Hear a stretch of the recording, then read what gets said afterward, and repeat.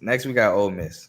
You know me, Ole Miss got a special place in my heart. I'm not an Ole Miss fan, but I do like Lane Kiffin, and I tend to root for Ole Miss if they're not playing South Carolina. Like Hmm. I don't know why. It's just kind of been like that my whole life. Like I'm not a fan, but I like support them.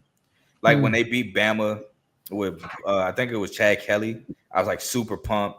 And when they beat Bama again, I think with Bo Wallace, I was also hyped for that as well.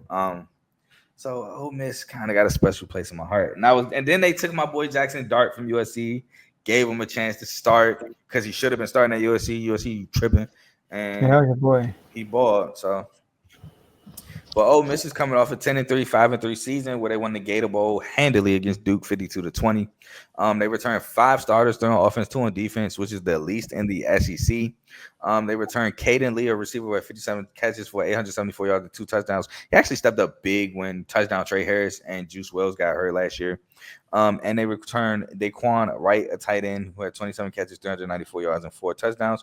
They returned TJ Dottery, a linebacker who had 76 total tackles, 42 solos, two sacks, a pass breakup, forced fumble, and a fumble recovery. And Santarin Perkins, a linebacker who had 60 total tackles, 32 solos, 10 and a half sacks, a pick, and two forced fumbles. So two fumble recoveries. Now, they lost a lot. Again, they Yeah. lost Jackson Dart, who went to the league, first round pick, who had 4,279 yards, 29 touchdowns, and six interceptions, and three rushing touchdowns on top of that on the Giants. They lose Henry Parrish, a running back who had 124 carries, 678 yards, 5.2 a carry, and 10 touchdowns. I do think they bring back Ulysses Bentley. I think it's gone too. They lost Trey Harris, touchdown Trey, 60 catches, 1,030 yards, and seven touchdowns on the Chargers. Jordan Watkins on the 49ers, 906 yards and nine touchdowns with 49 catches. Caden Prescorn, the tight end, with 27 catches for 401 yards and three touchdowns on the Broncos. Chris Paul Jr., a linebacker currently on the Rams, with 86 total tackles, 48 solos, three and a half sacks, four pass breakers, an interception, and fumble recovery. Your boy, Trey Amos, Hey, cornerback Amos. on the Commanders, 50 total tackles, 39 solos, 13 pass breakups, three interceptions, and a forced fumble. Walter Nolan of the Cardinals, D tackle, 48 total tackles, 26 solos, six and a half sacks, two pass breakups, two fumble recoveries. Trey Washington, now on the Colts, safety, 76 total tackles, 42 solos, two sacks, pass breakup, forced fumble, fumble recovery. Princely, and I always struggle to say this name, Minilin, edge rusher currently on the Raiders, who had 37 total tackles, 19 solos, 10 and a half sacks. No, he's on the Panthers, excuse me. Forced fumble, fumble recovery, and the fumble scoop and score touchdown. And JJ Puigs, man, I'm gonna miss him at Ole Miss because he was a big boy on the defensive line who they would put at Wildcat quarterback and have him just run up the gut for fourth and short, third and short situations, goal line situations. They put him right in that Wildcat and let that boy move. He had 42 total tackles, 18 solos, three and a half sacks, a fumble recovery, and seven rushing touchdowns for Ole Miss. Again, mind you, this is a big D tackle. He is currently on the Raiders. They were 16th overall in recruiting class, fourth in transfers. Talk to me about Ole Miss. So, Ole Miss, 21 wins last two seasons, most in the 2 year span. But their offense, man, it's gonna be fun to watch. I do gotta say that. I think Austin Simmons has a huge opportunity to have a good year this year. Statistically, I would say. Because he got a lot of weapons. I mean, I look at the receiving core, Stribling, Wallace, Odom, all good. I think it's the tight ends, both of the tight ends, right? You got Daquan Wright and you got Luke for the transfer. Luke Haas. So but what worries me is the defense. Like you said, they lost a lot defensively, especially in the draft. Five, they lost five people on defense that got drafted last year. This year. Five I'm in people. South Carolina. You know, but seven out of the 10 starters are transfers. So let's see how they replace that. Um but Ole Miss, man, yeah, I'm high on Ole Miss. Let me say that. Yeah, so Lane Kiffin is just an offensive mastermind. So I do trust that he'll have his offense flowing. Austin Simmons had moments when he had to come into the game again, i.e., Georgia. I think he led a touchdown drive or field goal drive again in the Georgia game when Jackson Dart went out. So he's had moments. It's just now can he have a season, which we don't know. So I'm interested to see that. Defensively, like you said, they lost a ton. Like I said earlier, mainly Chris Paul Jr. and Trey Amos. I mean, Walter Nolan too was a big piece, but um, Some transfers they brought in: Damian Taylor from Troy. You know, I love me some group of five players, and he's a definitely speedster. He had 173 carries, 1,010 yards, 5.8 a carry, and 7 touchdowns. Trey Wallace, like you said, from Penn State. A lot of people have said that. Why am I blanking on his name? The quarterback for Penn State currently. Why am I blanking on his name? Oh my God, I'm having a brain fart. I can't think of the quarterback right. Drew Aller. A lot of people will say that Drew Aller would have more success if he had better receivers.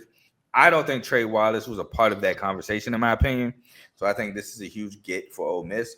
And you pair that with the dude you just said his daggone name, and I forgot that fast. Well, Bro. receiver Caleb Odom. Yeah, but it was a different one. No, Dejon Stribling from Oklahoma State. Dribbling, yeah. Dejon Stribling. You pair him with Dejon Stribling from Oklahoma State. I think that's going to be really good. Princewell Emmanuel, who is the brother of Princely. Let's see if he can come and step in his brother's shadow and just produce. He came from Nebraska where he had half a sack, so he's definitely going to have to step that up. But I'm interested to see him following his brother. And Jordan Yates coming over from Marshall, who won the Sun Belt. A linebacker at 115 total tackles, 2 pass breakups, 2 forced fumbles. Also had half a sack. So I do like those transfer pieces there. And plus, I just think Ole Miss is just one of those teams now under Lane Kiffin. They're always going to be right there, but they're just not going to make the championship game. Last year, they were second in total offense, 14th in total defense, second in passing, 44th in rushing, third in scoring offense, 86th in passing defense, second in rushing defense, and second in scoring defense, they were just a really good team last season. The Kentucky game, honestly, was just the worst slip-up you can have. If they didn't have that slip-up, they could have possibly made a push for the SEC championship game. But if you're ready to go with the schedule. Yeah, I do want to say before we go to schedule, before you get into the schedule, last year they were highly ranked. You know what I mean? I think they came in like 8th or 9th coming into the season. They were ranked very high. I don't remember where they were. I do remember them being top 10. I just don't remember the exact number. And it was high hopes for Ole Miss, and then they just underachieved. Like you said, like as far as like they were like deep playoff hosts for them last season, and they underachieved. So I think that would make an impact for this year.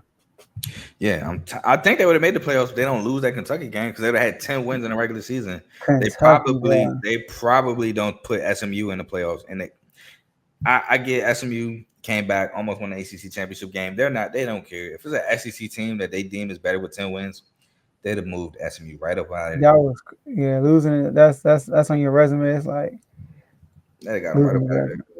But we get to the schedule. First game of the season against Georgia State, I have as a win.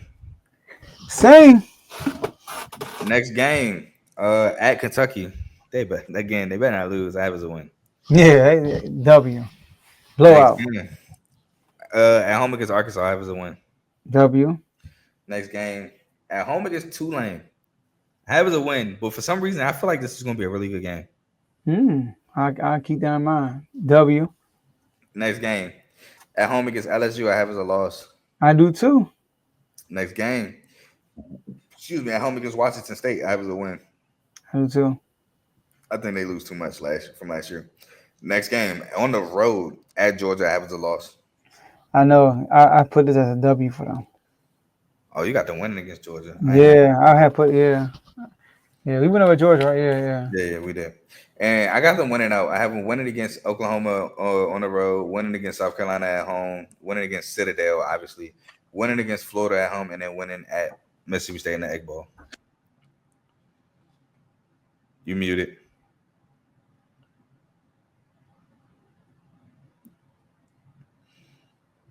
You're still muted. Oh, Mike is acting up. You good now? I can hear you. There you go. Yeah, I got them. I got them winning out also. So I got Ole Miss being 10-2, 6-2. I got 11-1, 7-1. Oh yeah, that's right. You got them possibly making that SEC championship game. I'm interested now. I'm interested now.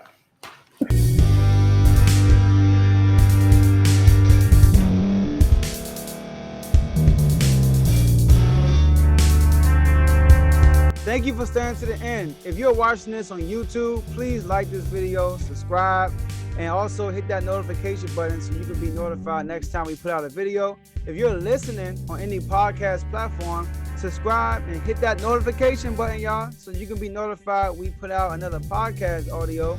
And last but not least, hit that share button. No matter what you're listening to or watching it, hit that share button and send it to somebody that you know that would love to watch this episode you just listened to. So once again, thank you for staying to the end, and we'll see y'all in the next episode.